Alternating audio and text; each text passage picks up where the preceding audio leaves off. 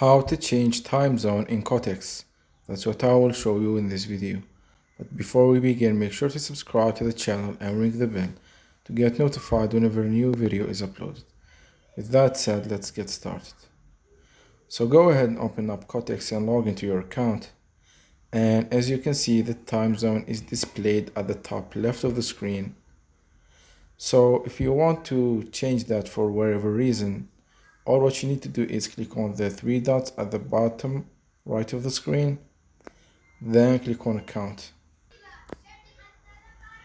And once you're here, you need to scroll all the way down to the end of the page till you find a drop down that says time zone. Click on it, and as you can see, the time zone right here is set to UTC. So what you need to do is you need to choose whatever time zone you want, say for example UTC +7, and click on it and it will be applied.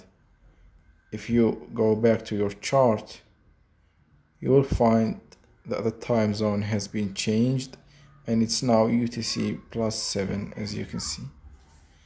So that was it for this video. That's how you can change time zone in Quotex. If you have any questions, please leave them in the comment section down below. With that said, see you in the next video.